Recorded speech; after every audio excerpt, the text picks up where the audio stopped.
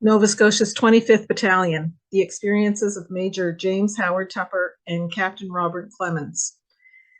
My name is Janet Sollows, and this was a presentation for the Yarmouth County Historical Society on November the 4th, 2022.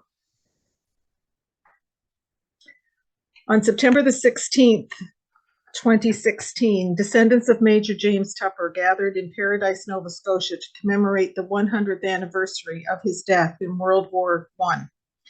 I attended this gathering as one of his great-granddaughters. There were about 50 people in attendance. None of us had ever met the man, but we all felt a deep connection to him. At that gathering, there was a display of artifacts related to my great-grandfather, and one of the items was the book Merry Hell, the story of the 25th Battalion, Nova Scotia Regiment. I bought a copy of the book following the gathering because I was interested in learning more about my grandfather's military service. My great-grandfather's military service. I realized after I bought it that it was written by a man from Yarmouth, Captain Robert Clements. Tonight, I would like to tell you my great-grandfather's story and some of Robert Clements' story through their service in the 25th Battalion. I would also like to mention that I got more information from a speech given by one of Major James Howard Tupper's grandsons, Allison Tupper, at the 100th anniversary gathering on September the 16th, 2016, and a book written by my aunt, Ann Davison, about the Tupper family history. Robert Clements was born in Yarmouth on May the 12th, 1894. His family can trace their history back to John Clements, who arrived in Chebogue in 1769. John and his descendants became shipbuilders and owners. Nehemiah Clements, who lived from 1816 to 1880, was a prominent and wealthy businessman who partnered with his uncle Reuben Clements. Reuben's daughter Caroline married George Killam, a member of the most prominent shipping dynasty in Yarmouth. Nehemiah founded the Clements Steamship Company and was one of the founders of the Western Counties Railway Company in 1871. Nehemiah's son, Edgar Norwood Clements, was a prominent lawyer in Yarmouth and was Robert Clements' father. Robert Clements graduated from Yarmouth Academy in 1911 and went to work at the Bank of Montreal.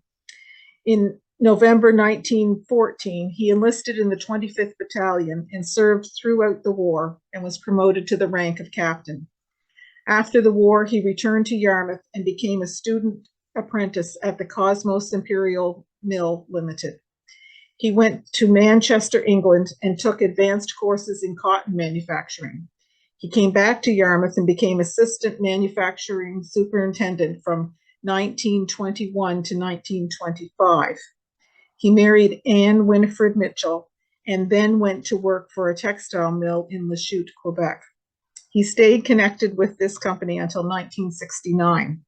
After his retirement, Robert and Anne moved to Rexdale, Ontario, and it was when he lived there that he wrote this book, his memories of his time in the military and fighting World War I. He donated the manuscript to the Public Archives of Nova Scotia and to the Library and Archives of Canada. After Anne died in July 1975, Robert Clements came back to Nova Scotia and died on January the 31st, 1983, in the Camp Hill Veterans Hospital in Halifax. They did not have any children. The manuscript was found by Robert Douglas Tennyson in the Public Archives of Nova Scotia when he was doing research on another book. The archives allowed him to copy the manuscript and have it published. Brian Tennyson is a professional military historian and has written several war history books. He wrote the introduction to the book where he describes the significance of Robert Clements' script. Tennyson says that the Great War was probably the most significant event in modern history. It impacted Western civilization while it was taking place, immediately after, and even today. Prior to finding the manuscript by Robert Clements, there had been very few brief histories written about the 25th Battalion, but nothing to the extent of Clements' work. Clements was able to provide an eyewitness account of the Great War, as well as personal observations. He served in the 25th Battalion from creation to demobilization. He started as a private and ended as a captain. Clements wrote this about 50 years after the end of World War I. His recollections were sharp, and his perspective was given time to strengthen. Clements was motivated to write this book in the late 1960s and early 1970s because he was troubled with the dissension in Canada, especially with events such as the Quebec crisis, the FLQ, the War Measures Act, and the Army patrolling the streets of Montreal. Tennyson says that this book is important because it was written without trying to be important.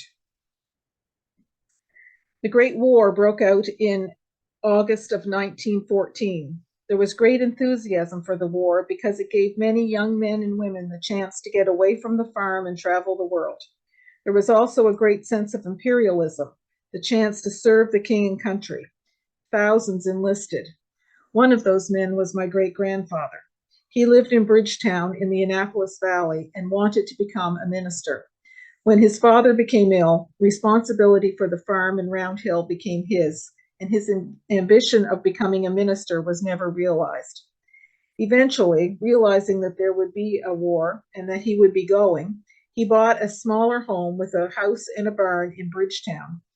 He didn't want to leave his wife, Letitia, with a lot of responsibility, given that they had 4 children and his mother lived with them as well. James was a community-minded man, active in the Masonic Lodge, the Fruit Growers Association, the Sons of Temperance, and other organizations. He also served a term as a town councilor. He served in the militia and was a sergeant in the 60th Regiment out of Annapolis. He knew that a war was imminent and was prepared to serve his country. James enlisted in the 1st Contingent Canadian Expeditionary Force, but because his youngest daughter, Vera, was just born, he was granted compassionate leave. Days after the 1st Contingent sailed, a 2nd Division was mobilized. This included the 25th Battalion of Nova Scotia. James was 40 years old when he went to war. The 25th Battalion was recruited from within Nova Scotia during the 1914-15 winter. It was one of the 15 battalions that made up the 2nd Contingent. 2 of these battalions were from the Maritimes, the 25th from Nova Scotia and the 26th from New Brunswick. The 25th Battalion was based at the Halifax Armories and trained on Citadel Hill, McNabb's Island, the Northwest Arm, Chain Lake, and in Dartmouth. And if you look at the picture on your screen, you'll notice the armories are in the background. Clements devoted the first few chapters of his book talking about the beginning days of the 25th Battalion and the training they did at the Halifax Armories. He says, some recruits came from the docks and shipping in port, others from local militia regiments with a small amount of peacetime training. There were salt bank fishermen from Lunenburg, farmers from the Annapolis Valley, coal miners and men from the steel works at Sydney and Glace Bay and Cape Breton, some as much at home in Gaelic as in English. From the southwestern counties came deep-sea sailors and lumbermen, many with Acadian names marking their French origins. Others came from Cumberland and Colchester with early family origins in the Dales of Yorkshire. More men arrived from Antigonish and Pictou, where the landing of the original settlers from the famous ship Hector was still a sacred memory. While still training at the Halifax Commons, recruiting continued and the battalion increased to 1,400 men. By the spring of 1915, training had progressed enough that they were able to supply the Guard of Honor for the opening ceremonies of the Nova Scotia Legislature. On March the 26th, 1915, Lieutenant James Howard Tupper was promoted to captain. He was stationed in Halifax and he helped train the 25th Battalion. He was very close to his family, wife, 2 sons, 2 daughters, and his mother. They visited him in Halifax, and he wrote to them frequently and often in rhyme. After training in Halifax for 7 months, their sailing date was set. On Thursday, May the 20th, 1915, the battalion marched through the city to Pier 2 and set sail along with the 22nd French Canadian Battalion on the Saxonia. The intimate association between the 22nd and the 25th started on board the ship and continued throughout their training period and the 3.5 years fighting in Belgium and France.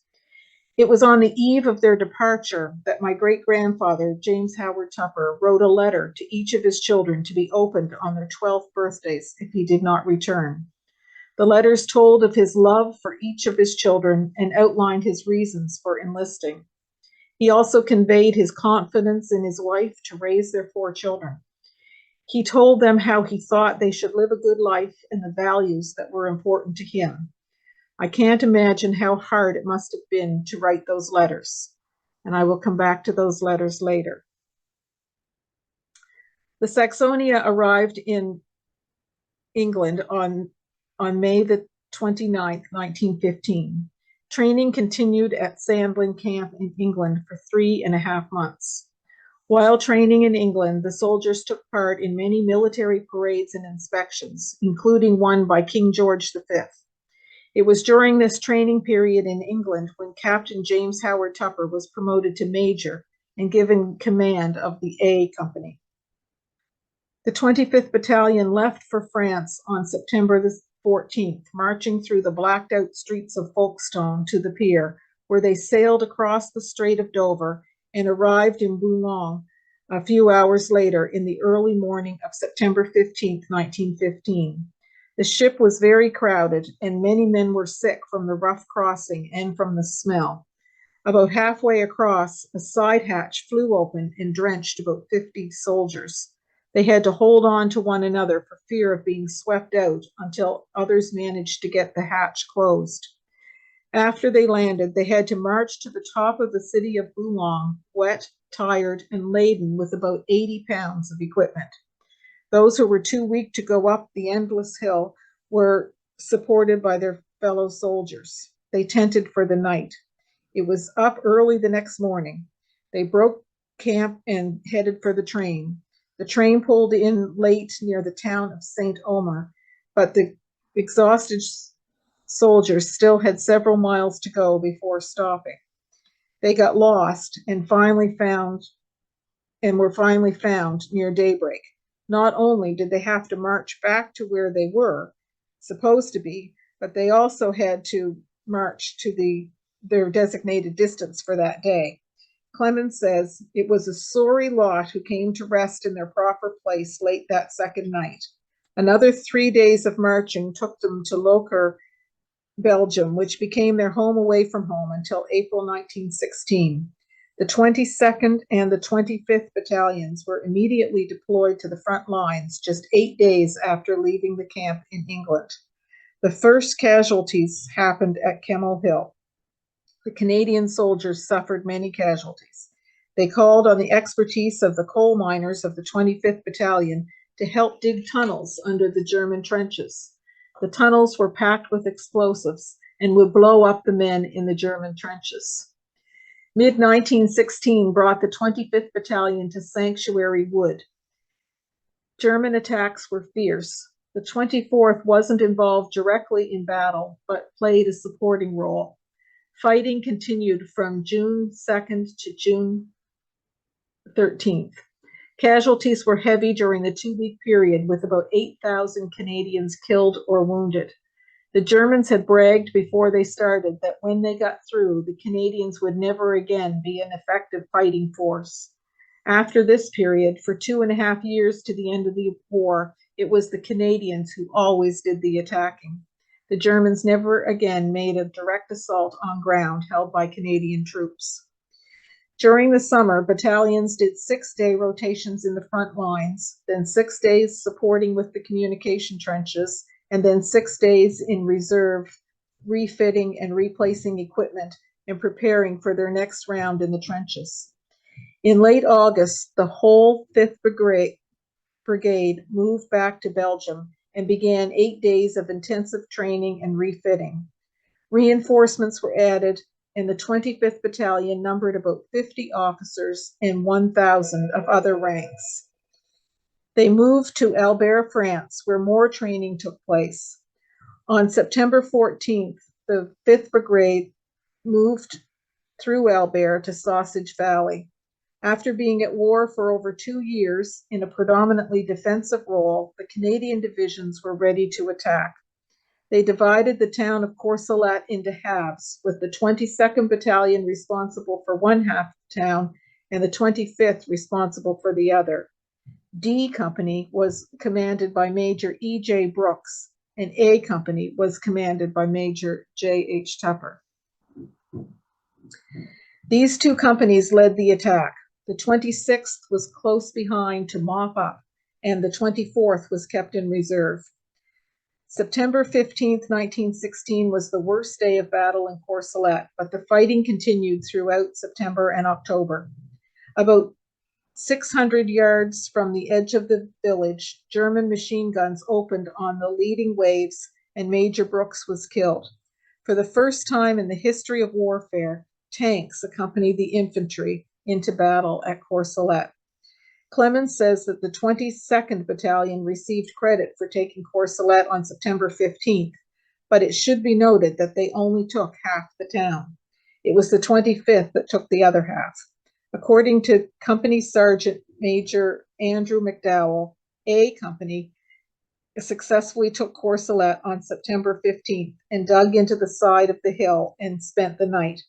About 3 p.m. on September 16, 1916, an order came from headquarters for A Company to advance to the top of the hill. Major Tupper had just returned from a talk to the colonel. Shortly before the attack was to start, a German sniper who had been shooting along the back of the trenches from the right hit the major, and he fell. Major Tupper insisted that the stretcher bearers carry out his injured men first. He was then evacuated to Albert and died several hours later. Major James Tupper is buried in the Albert Communal Cemetery Extension. There was a heavy loss of life. Clements says, in the 25th Battalion alone, of the 26 officers who led the first attack, only 4 came out fit for immediate further service. There were 650 men in the original attack. These were reinforced by another 200 between the 15th and the 18th. Out of this total, only 400 were left available for duty on September 19th. The other 450 had either been killed outright or severely wounded.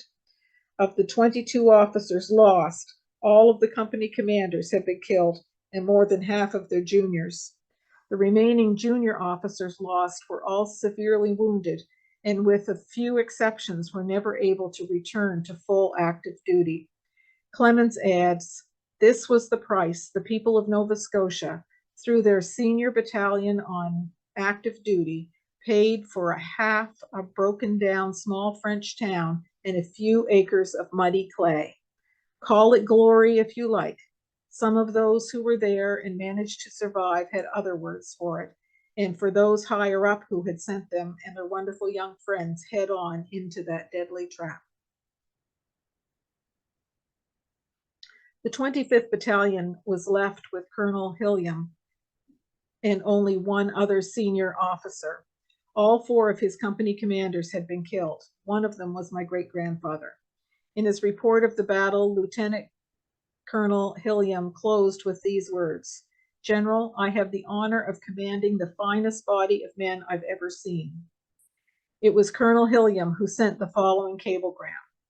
To Mrs. J.H. Tupper, Bridgetown, N.S. Regret exceedingly to report Major Tupper killed in action on September 16th. Colonel Hilliam. More officers had to be commissioned from the existing troops before replacement troops arrived. Robert Clements was one of the men promoted. By October 1st, the 25th Battalion was reduced to less than 200, all ranks. After a few more days of fighting, they were reduced further to 89. Reinforcements were sent in, and over a 6-day period, the battalion was back to 400. As the Canadians were preparing for the attack on Vimy Ridge, more troops were brought in. Some battalions were divided up and used to replenish existing battalions. The 85th Battalion of Nova Scotia remained intact and arrived just in time to fight at Vimy Ridge. The capture of Vimy Ridge was very strategic. The victory was bittersweet in that more lives were lost, 250 officers and men for the 25th Battalion. This was about an average loss for each battalion and was certainly not as severe as previous battles. In the fall of 1917, the Canadian Corps was assigned to capture and to hold the village of Passchendale. Clements writes, the Canadian Corps had carried out its mission to capture Passchendale with brilliant success. It cost over 15,000 casualties in little over 2 weeks of actual combat. Whether the results were worth the price remains a matter over which historians have widely varied opinions. In the 25th, there was not any feeling of glorious achievement or particular satisfaction. In December of 1917, news reached the 25th Battalion of the Halifax Explosion. Clements points out that the reactions and feelings of those serving overseas in the war are rarely included in the accounts of this disaster. Communications normally took 10 days or so, but with the decimated city, many were left not knowing the fate of their loved ones. Some were able to work, but others were so badly distraught that they were allowed to return to Nova Scotia. Christmas 1917 was spent as part of a 4-day break from frontline service. Trench duty resumed on January 16th. Rumors began to spread that the Germans were planning a big attack. They had negotiated a peace treaty with Russia on March 3rd, 1918, and this freed up additional troops. As well, the United States had joined the war in the spring of 1917. It took a while for the United States to move large numbers of men to Europe.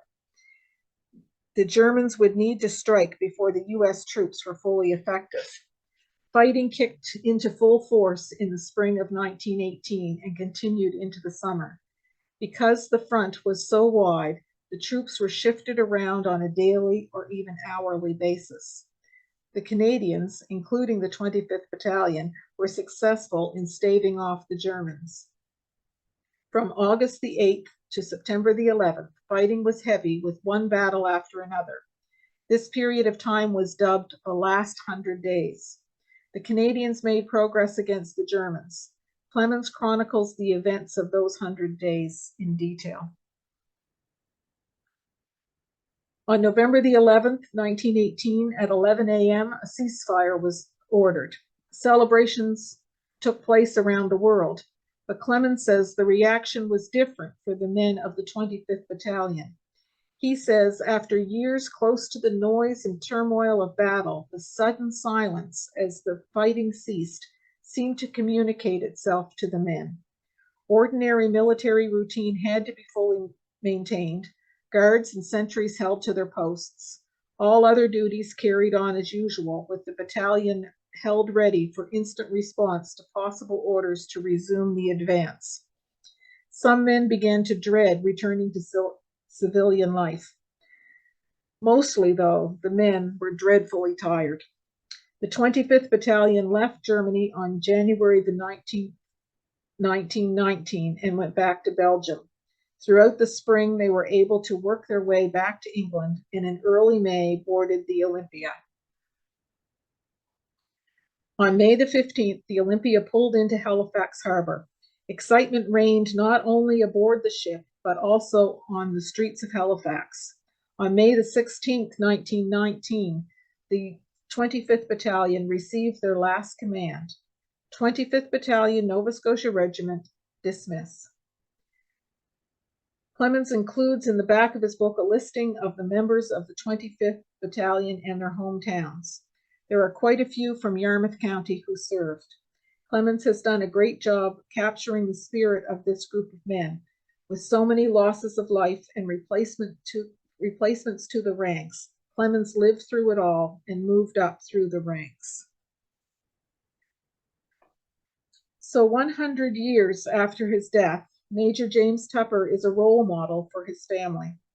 At the time of his death, his children were 12, 10, 9, and 2. Growing up, they had very little memory of their father. Their mother, Letitia, rarely spoke about him, probably due to the pain caused by his death. However, remember the letters that he wrote on the eve of his departure to England. They were to be read by his children on their 12th birthdays. My grandfather, Borden Tucker, was the oldest son. This is the letter that he read on his 12th birthday, 3 months before his father died. To Master Borden Tucker, from your daddy. My dear son, how dear you are to me you will never know, or how hard it is for me to leave you, perhaps never to return. You can never understand unless you go through the same ordeal yourself someday, and I hope you may never have to. But if you do, face it, boy, face it bravely. Do not back down. I love you with all the power of love within me. And now, on the eve of my departure for war, I am writing you, and if I do not come back, this will help you to understand why I went, why I took such a risk, why it was necessary. I count my life cheap in the scale compared with the empire. I am a man, and being a man, I could not stand by and see our country in danger and not do my best to save it. It does not appeal to all alike. As you grow older, you will realize more fully what I mean. Perhaps when you read this, the war will be over and peace in the world once more. It may be my lot to fall and not return with the troops. And if so, I would like you to always remember that I loved you better than life itself. I have looked forward to the time when you would be a little older and I would be helping you shape your future and give you a father's counsel, and you would have the benefit of the years of experience I have had. We would be good friends, you and I, the best of friends. You are my oldest son, and I hope you will grow up to be as good a man as you promised to at present. My boy, always be good to your mother. If my actions deprive you of a father, you will still have one of the best mothers. You cannot afford to neglect her. Honor her and love her above all else, and you can safely rely on her counsels and judgment. Be kind and true to Grandma. She is Daddy's mother and has a great store of wisdom for boys and girls. I must think of you as a boy of 12, a big boy, a true boy, a boy who will make a man. True men are not plenty, and all boys are not true boys. Be a true boy. There are things to be true to. First, be true to your God. Second, be true to yourself. Third, be true to your country. You can be true to your God by obeying his commands, carrying out his will, and being kind to all his creatures. You can be true to yourself by treating yourself fair. God has given you a body to go through this life. Use your body in the way he would wish you to. Keep your body clean. That will keep it healthy. Keep your mind clean by reading good books, thinking good thoughts, and doing kind acts. Choose clean friends and always be friendly. Never go back on a friend. One good friend is worth a great many poor ones. In your play and daily contact with your friends and schoolfellows, be clean in your conduct to them, particularly with the girls. Remember you are a gentleman and treat them as ladies. No matter what they are like, it will not excuse you. Avoid the bad ones. You cannot afford to spend time with them. That would not be treating yourself fairly. To get an education, God has given you a time of youth to prepare your mind. Knowledge gained every day, but only one day at a time. You will get tired of school, and you will see boys who do not do very much, and you will think they get along just as well, but they will not, and they will perhaps find it out in time. Study your lessons each day, one day at a time, and you will find the better you know your lessons, the better you will like to go to school. You will not be true to yourself unless you learn your lessons each day as they come along. You are storing up knowledge that will be most useful by and by. Get your storehouse, your mind, well stored with the useful knowledge you get at school. And as you go through life, you will always find use for it, and no man can take it away from you, and you cannot lose it. You will always have it. Be true to yourself in your play. Play fair or not at all. A boy who will not play fair is likely to make a man who will cheat in his business. They are both on the same road. The business comes a little further along. You can be true to your country by being a good citizen, one ever ready to defend what is right and oppose what is wrong. As you grow to manhood, you will have to decide on many questions, public questions, and take one side or the other. It is your duty to do that. Decide honestly and then act accordingly. If filling any office of any society or in any public capacity, do your best. This is all included in citizenship of the right kind. And it is not always necessary to die for your country to serve her. You can live for her. Only do your duty as you see it, and you will be fulfilling your obligations. I have many friends upon whom you can rely for counsel and help. And then he names his close friends.